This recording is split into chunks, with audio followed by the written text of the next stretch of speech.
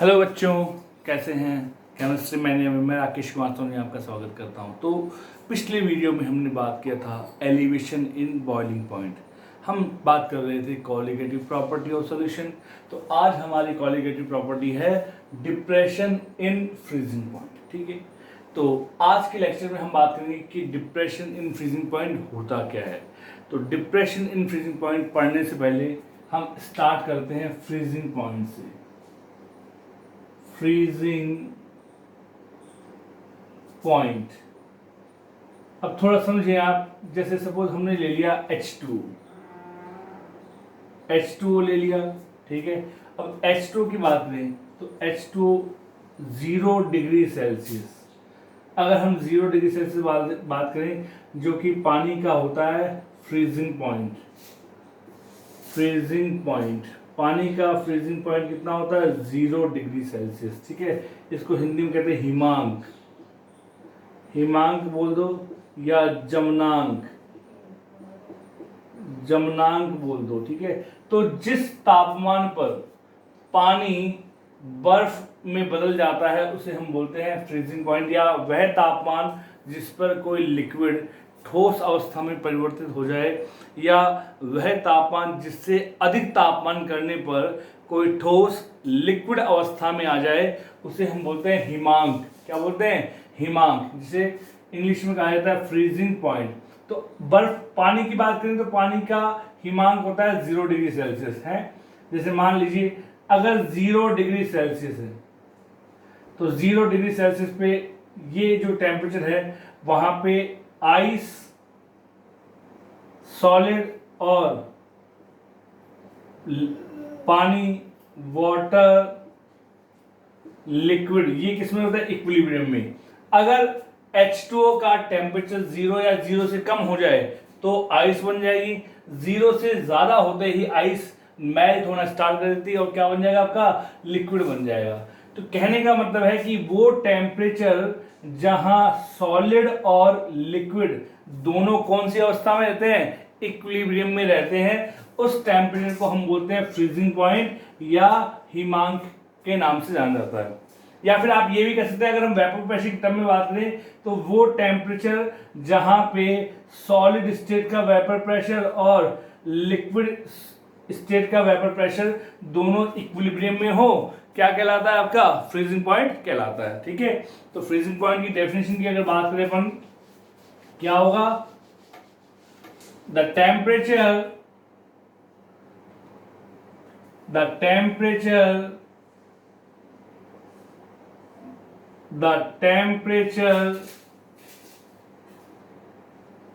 at which solid and liquid state of the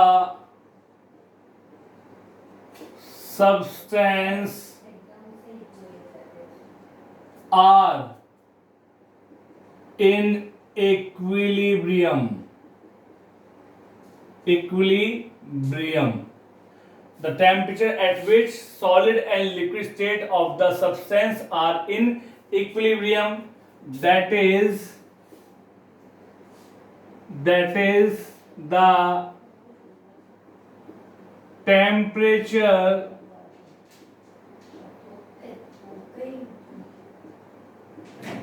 at which the vapor pressure of solid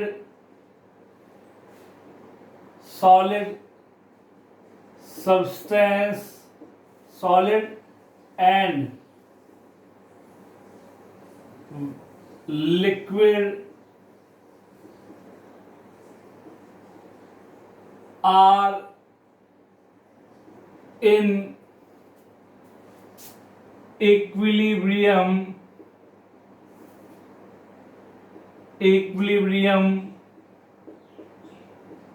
called as freezing point. Freezing point, ठीक है। या फिर आप ये भी कह सकते हैं कि जिस टेम्परेचर पे कोई लिक्विड फ्रीज हो जाए उसे हम बोलते हैं फ्रीजिंग पॉइंट। तो एक और बोल सकते हैं freezing point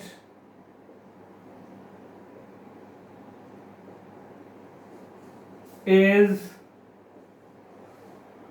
defined as the temperature at which liquid freeze, called as freezing point।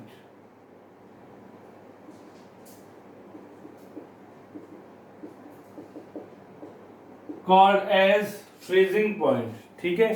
तो जिस टेम्परेचर पे कोई भी लिक्विड फ्रीज हो जाता है उसे हम बोलते हैं फ्रीजिंग पॉइंट। अब मैंने आपको बताया था जब मैंने relative lowering in vapour pressure की बात की थी कि जब कभी भी किसी नॉन वॉलेटाइल सल्यूट, ऐसा सल्यूट जो वेपोराइज नहीं होता या जो वेपर में कन्वर्ट नहीं होता, तो जब किसी नॉन वॉलेटाइल सल्यूट को आप प्योर सॉल्वेंट में डिसॉल्व करते हैं या वॉलेटाइल कंपोनेंट में डिसॉल्व करते हैं तो सॉल्यूशन का वेपर प्रेशर थोड़ा सा कम हो जाता है। यहाँ हम फ्रीजिंग पॉइंट बात करें जहां पर लिक्विड और सॉलिड का वेपर प्रेशर क्या हो, इक्वल हो, आपका इक्विलिब्रियम में हो। तो अगर कोई नॉन वॉलेटाइल सॉल्यूट आप ऐड करते हैं तो उसका फ्रीजिंग वेपर प्रेशर क्या होगा, कम होगा। वेपर प्रेशर कम होने का मतलब कि लिक्विड कम टेम्परेचर पे फ्रीज हो जाएगा। तो किसी नॉन वॉलेटाइल सॉल्यूट को वॉलेटाइल कंपोनेंट में डिसॉल्व करने पर जो सॉल्यूशन का वेपर प्रेशर कम हो रहा है उसके कारण से फ्रीजिंग पॉइंट कम हो जाएगा। तो फ्रीजिंग पॉइंट कम होने को ही हम बोलते हैं depression in freezing point. Clear है? ऐसा क्यों हुआ, फ्रीजिंग पॉइंट कम क्यों हुआ? क्योंकि वेपर प्रेशर कम हो रहा है आपका, ठीक है। देखो मैंने बताया था वेपर प्रेशर कम होता है तो बॉइलिंग पॉइंट बढ़ेगा, बॉइलिंग पॉइंट बढ़ेगा तो फ्रीजिंग पॉइंट कम हो जाएगा आपका, ठीक है। तो व्हेन देखो ये नोट्स की फॉर्म में लिखने आपको एज इट इज, ठीक है, ये नोट्स नहीं है आपके, ठीक है। When a non volatile solute is dissolved in a volatile solvent, then the vapor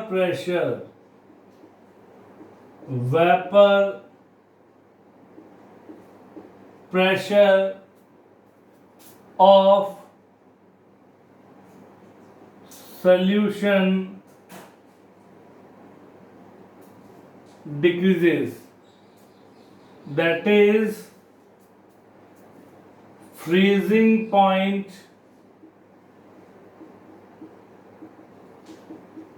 of solution decreases. This decrease in freezing point, this decrease in freezing point is called as depression in freezing point। Freezing point देखा होगा आपने कि जब आप ice के ऊपर अगर नमक डाल देते हैं तो आइस और नमक जो है वो एक फ्रीजिंग मिक्सचर होता है आपका, ठीक है। जैसे आप नमक डालते हैं तो नमक डालते ही आइस जो कि वाटर का सॉलिड फॉर्म है, तो उसका फ्रीजिंग पॉइंट क्या हो जाएगा, कम हो जाएगा। दैट्स वाई कि जो आइसक्रीम वाला होता है, कुल्फी वाला जो होता है, तो उसकी कुल्फी थोड़ी सी जल्दी जम जाती है एज कम्पेयर टू हमारे फ्रीजर। हमारे फ्रीजर का टेम्परेचर होता है 0, जबकि जो कुल्फी वाला होता है वो फ्रीजिंग मिक्सचर का यूज करता है, नमक प्लस वाटर का, नमक प्लस आइस का यूज करता है। तो नमक को डालने के कारण से आइस का फ्रीजिंग पॉइंट कम हो जाता है, इसीलिए उसकी कुल्फी थोड़ी जल्दी जम जाती है। तो this decrease in freezing point is called as depression in freezing point. It is denoted by delta TF.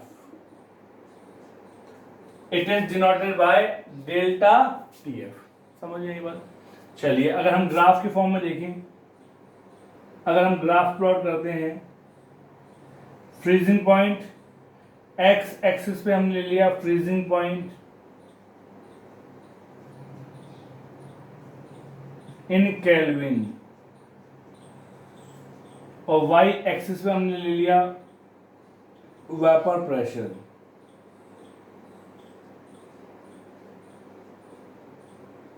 Vapour pressure, ठीक है, एट एटीएम में ले लिया, ATM.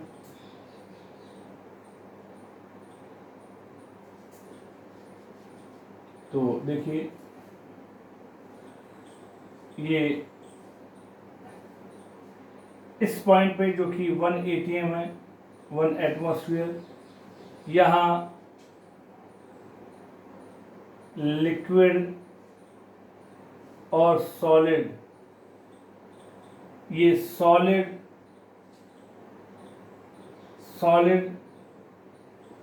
Solvent, vapour pressure of solid solvent, और ये vapour pressure of liquid solvent, दोनों किसमें बेटा, इक्विलिब्रियम में है, ठीक है। तो जब दोनों इक्विलिब्रियम होंगे तो यहाँ पे जो आएगा फ्रीजिंग पॉइंट वो आएगा TF0, ये प्योर सॉल्वेंट का फ्रीजिंग पॉइंट।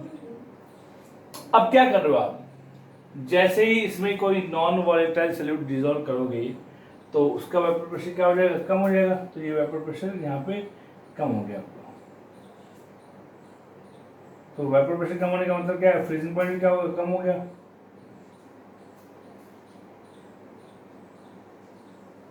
ये वेपर प्रेशर ऑफ सॉल्यूशन, ठीक है। तो ये यहाँ पे फ्रीजिंग पॉइंट आएगा, वो आ गया TF। ये है फ्रीजिंग पॉइंट ऑफ सॉल्यूशन। ये क्या है, freezing point of pure solvent. तो यहां से यहां पे जाने पे कम हो रहा है टेम्परेचर, इसे हम बोलते हैं delta TF। Depression in freezing point, ठीक है। तो depression in freezing point, depression in freezing point, वो क्या होगा, delta TF। Delta TF, F resemble करता है फ्रीज को, फ्रीजिंग को। तो डेल्टा TF ज्यादा कौन सा है, TF0, कम कौन सा है, TF। तो TF0 माइनस TF। तो अगर कोई पूछ ले आपसे कि सी वाटर, टैप वाटर और डिस्टिल वाटर, इन तीनों में सबसे पहले कौन जुड़ेगा, जिसमें सबसे ज़्यादा नॉन वॉलेटाइल सॉल्यूट होगा। सी वाटर क्या होता है, सॉल्यूशन। डिस्टिल वाटर क्या होता है आपका, प्योर सॉल्वेंट होता है आपका, ठीक है। तो डिस्टिल वाटर सबसे आखिर में जमेगा और सबसे पहले कौन जम जाएगा, सी वाटर जम जाएगा, ठीक है। तो TF0 ये क्या है, freezing point of pure solvent, pure solvent. TF क्या है बेटा? Freezing point of solution. देख सकते हैं नेगेटिव वैल्यू कौन सी है? TF वाली। इट मींस फ्रीजिंग पॉइंट जो है सोल्यूशन का वो कम हो रहा है आपका, ठीक है। तो डेल्टा TF पता ही आपको, डिप्रेशन इन फ्रीजिंग पॉइंट, ठीक है, कर लेंगे। चलिए अब एज वी नो दैट, जैसा कि हम जानते हैं डेल्टा TF कौन सी प्रॉपर्टी है? Colligative property. तो कॉलीगेटिव प्रॉपर्टी है तो किस पर डिपेंड करेंगे? Number of solid particle. तो delta TF is directly proportional number of solute particle. जितने ज्यादा सॉल्यूट पार्टिकल होंगे फ्रीजिंग पॉइंट उतना ही कम हो जाएगा, उतना ही वो लिक्विड सॉल्यूशन जल्दी फ्रीज हो जाएगा, ठीक है। तो जैसे मान लो क्वेश्चन दे दिया आपको, which has lowest freezing point.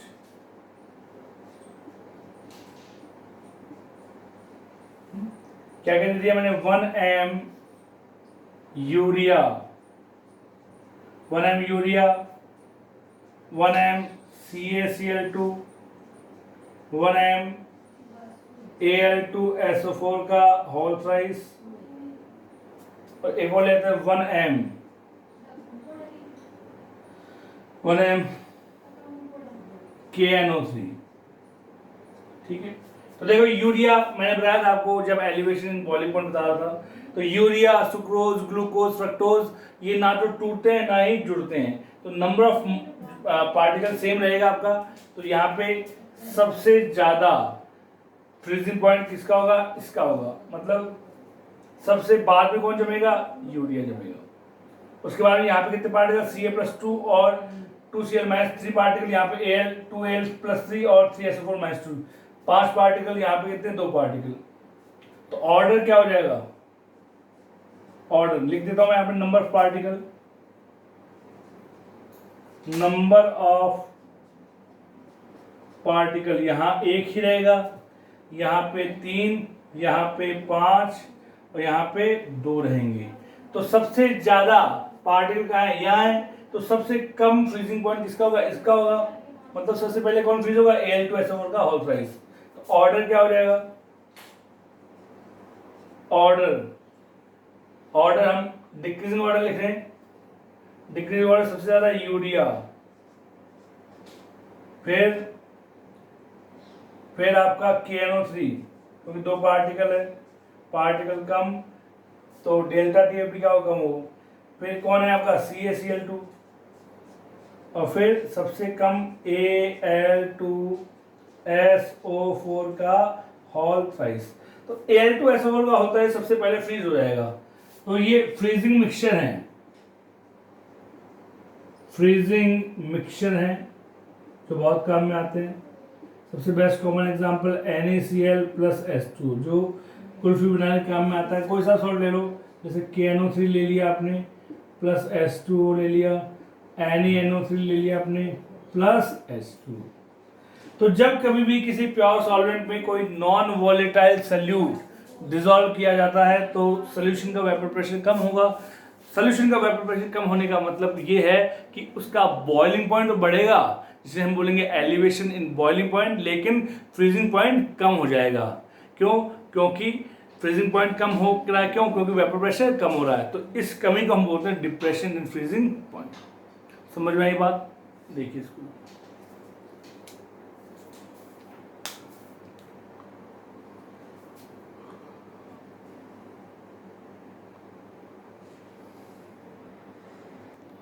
चलिए अब देखिए हम बात करते हैं कि डिप्रेशन इन फ्रीजिंग पॉइंट और जो सॉल्यूट है नॉन वोलेटाइल, उसके मोलर मास में क्या रिलेशन है। ठीक है, तो देखिए डेल्टा टीबी, डेल्टा टीएफ जो क्या है, डिप्रेशन इन फ्रीजिंग पॉइंट, या इसको आप लोअरिंग भी बोल सकते हो, लोअरिंग इन फ्रीजिंग पॉइंट। कैसी प्रॉपर्टी है? कॉलिगेटिव प्रॉपर्टी है, और सोल्यूशन की कोई सी कॉलिगेटिव प्रॉपर्टी हो वो उसके मोलैलिटी के क्या होती है? डायरेक्टली प्रोपोर्शनल होती है। तो delta T F is directly proportional small M, और स्मॉल एम क्या होता है बेटा? मोलैलिटी। स्मॉल एम होता है आपका मोलैलिटी। तो delta T F is equals to, proportional हटेगा तो क्या आएगा? Constant K F into M. K F इसको हम बोलते हैं मोलर डिप्रेशन कांस्टेंट या इब्यूलियोस्कोपिक कांस्टेंट। ये किस पे डिपेंड करता है? इट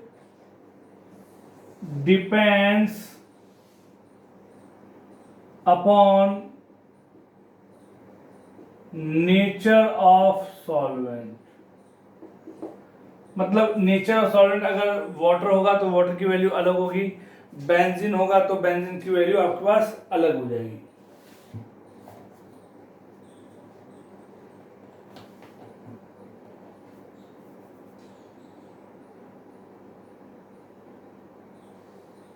ठीक है, यूनिट क्या होती है इसकी? इसकी वैल्यू आपको देके रखेगा न्यूमेरिकल में, unit kelvin kilogram mole inverse निकालना बताया था मैंने, कैसे निकालेंगे अपन। ठीक है, अब देखिए, अगर मैं यहां पूछूं कि मोलल डिप्रेशन कांस्टेंट होता क्या है, तो देखिए डेल्टा टी एफ बराबर के एफ इंटू एम। एम अगर वो कर दूंगा 1, तो डेल्टा टी एफ किसकी हो जाएगा? के एफ की।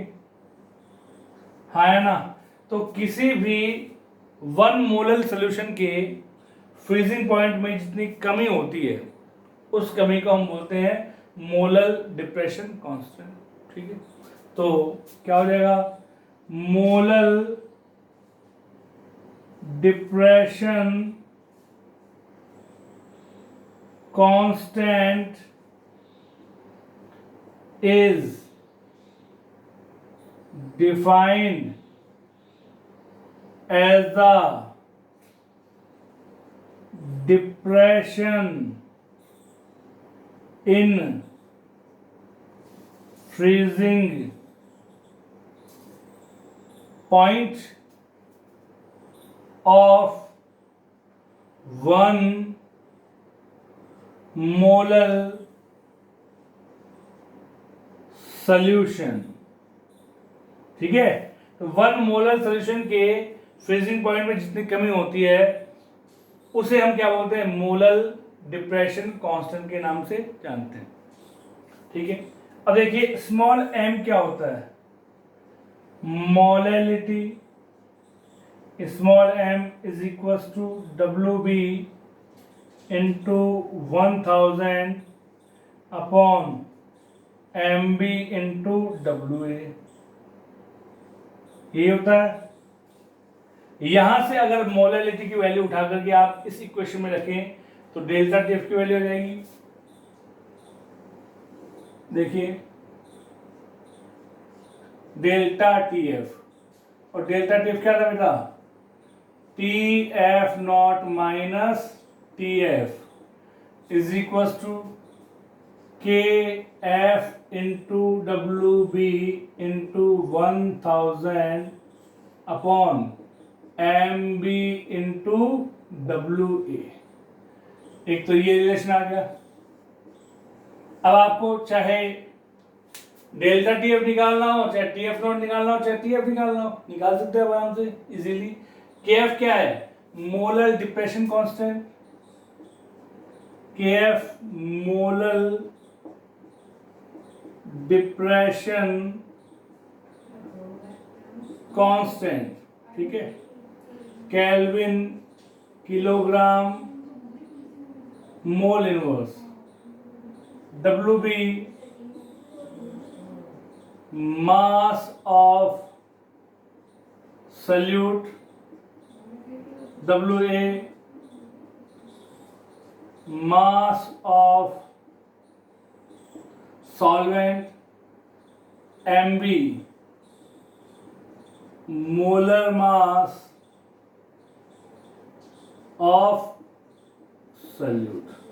ठीक है, अगर यहां से मोलर मास निकालना हो तो इसको बाहर लेके जाएंगे, जैसे इसको बाहर लेके गया तो डेल्टा टी को नीचे ले आएंगे। तो molar mass of non volatile solute, ये कैसा हो गया आपका, MB is equal to KF into WB into 1000 upon delta TF into WA। निकाल सकते हैं, ये आपका मोलर मास ऑफ सॉल्यूट निकल जाएगा। अगर आपको किसी क्वेश्चन में डायरेक्ट KF की वैल्यू पूछे तो वो भी हम निकाल सकते हैं। कैसे देखिए, molar depression constant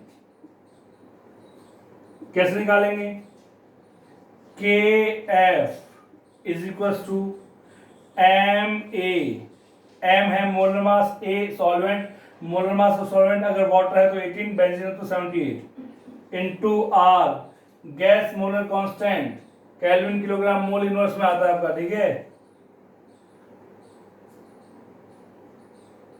sorry kelvin kilogram नहीं, R के लिए 8.314 जूल केल्विन मोल इनवर्स, तो R इंटू TF नॉट का square upon 1000 into delta H fusion.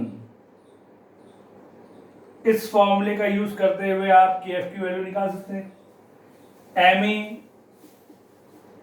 Molar mass of solvent, ठीक है, R gas molar constant, TF not freezing point of solvent, अगर water है तो 0 डिग्री सेल्सियस मतलब 273 kelvin, और delta H fusion enthalpy of fusion, पहले वाले थी एंथैल्पी ऑफ वेपोराइजेशन, यहां हो जाएगा एंथैल्पी ऑफ फ्यूजन।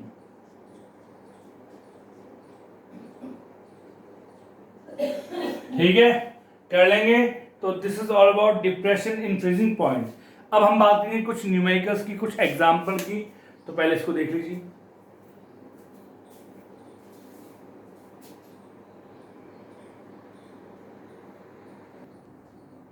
चलिए, तो ये क्वेश्चन हमारे पास लिखा हुआ है, the depression in freezing point is found to be 0.68 kelvin on dissolving to 25.6 gram sulphur in 1000 gram naphthalene, कि जब आप 25.6 ग्राम सल्फर को 1000 ग्राम नेफ्थलीन में घोलते हैं तो जो सोल्यूशन है उसकी फ्रीजिंग पॉइंट में कितनी कमी होती है, 0.68 केल्विन होती है।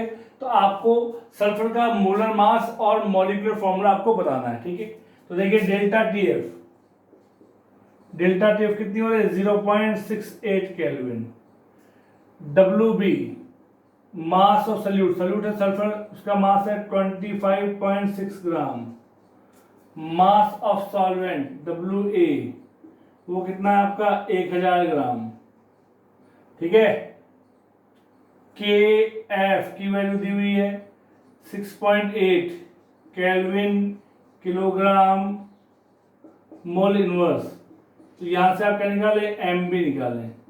पहले हम मोलर मास निकाल लेते हैं। तो देखो MB क्या था, MB बराबर KF into KF into WB into 1000 upon KF into WB into 1000 upon delta TF into WA, ये फॉर्मूला। MB निकाल लेते हैं, KF 6.8 into WB 25.6 into 1000 divided by delta TF 0.68 into 1000। ठीक है, तो पॉइंट से पॉइंट हटा दो, तो 68 से 68 कैंसिल, 1000 से 1000, कितना आ गया 256 ग्राम पर मोल। आ गई बात समझे? ठीक है, तो ये इसका मोलर मास आ गया आपका। अब हमें फॉर्मूला निकालना है। ठीक है, हमें पता है सल्फर का फॉर्मूला होता है S, तो let the molecular formula of sulphur is SX, ये मान लेते हैं। अब हमें x की वैल्यू निकालनी है। ठीक है, तो टोटल SX का जो वेट है वो 256 है। एक सल्फर का एटॉमिक वेट कितना होता है 32, x की वैल्यू आएगी, तो मोलर मास ऑफ सल्फर कितना बेटा 256 ग्राम। आ गई बात समझ में? एटॉमिक या mass of one atom of sulphur कितना है 32 ग्राम। तो number of atom is equal to molar mass या molecular weight upon atomic weight. Molecular weight कितना है 256 अपॉन एटॉमिक वेट कितना है 32, कितना हो गया बेटा 8 आ गया आपका। ठीक है, तो x की वैल्यू कितनी आ गई 8 आ गई, तो फॉर्मूला कितना हो जाएगा S8। और आपको पता है सल्फर कैसा होता है ऑक्टा एटॉमिक, ऑक्टा एटॉमिक होता है, अष्टपरमाणुक, ये इसकी एलिमेंटल स्टेट होती है। कर लेंगे, तो this is all about freezing point और depression in freezing point. I hope आपको वीडियो समझ में आ रहा होगा। नेक्स्ट वाले लेक्चर में हम बात करेंगे ऑस्मोटिक प्रेशर के बारे में। इस चैप्टर के 2 वीडियो बचे हैं, एक तो ऑस्मोटिक प्रेशर और एक एबनॉर्मल मोलर मास और वांट ऑफ फैक्टर, तो वो भी मैं आपको जल्दी ही डाल दूंगा। इसके बाद में चैप्टर आपका क्या हो जाएगा फिनिश हो जाएगा। लेकिन आप सारे वीडियोस को 1 बाय 1 देखते रहें ताकि पूरा जो चैप्टर आपका हाथों हाथ तैयार भी हो जाए। Thank you.